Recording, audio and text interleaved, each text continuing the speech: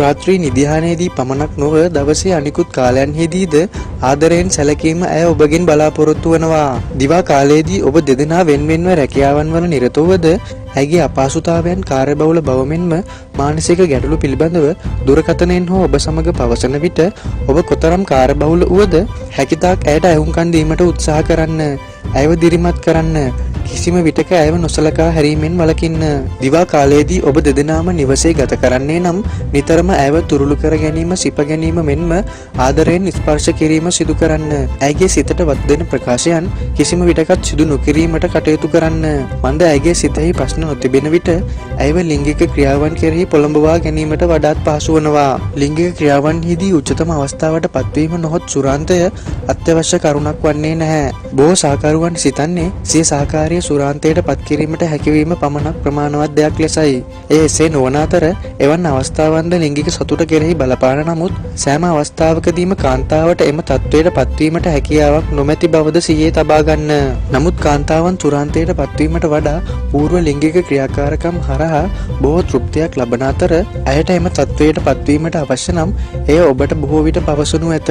ලිංගිකව එකතු වීම යනු සංකීර්ණ ක්‍රියාවක් නොවන අතර එය සරල ආකාරයෙන් පටන්ගෙන සරලව අවසන් කරන්න එයට කාන්තාවන් බොහෝ කැමැත්තක් දක්වනවා. ඔබ කලින් සැලසුම් කළ සියල්ලම එම අවස්ථාවේදී සිදු කිරීමට යාමෙන් වැළකී සිටිය යුතු අතර අවස්ථාවට අනුව ක්‍රියා කිරීම වඩා වැදගත් වනවා. ලිංගික ක්‍රියාකාරකම් වලට පමණක් නොව ලිංගික නොවන ක්‍රියාවන්ටද කාන්තාවන් ලැබි බවක් දක්වනවා. ලිංගික නොවන ස්පර්ශය, ආදරය, තුරුළු කර ගැනීම, කරුණාවන්ත බව, සිප ගැනීම වැනි කටයුතු ඒවායින් කිහිපයක් වන අතර ඒවා එදිනෙදා ජීවිතයේදී සාමාන්‍ය කටයුතු බව මතක තබා ගන්න. ඉහත කී පරිදි කටයුතු කිරීමෙන් ඔබ ඇයගේ සුන්දර ලෝකයට හිමි පෙම්වතා බවට ස්වභාවයෙන්ම පත්වේවි.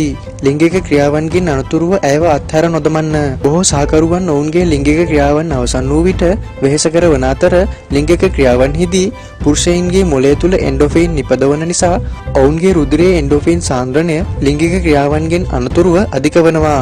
මේ හේතුවෙන් පුරුෂයින් හට ශුක්‍රාණු පිට කිරීමෙන් පසු ස්වභාවිකවම ලිංගික කටයුත්ත එපා වන තත්වයකට ඔවුන්ව පත්වනවා.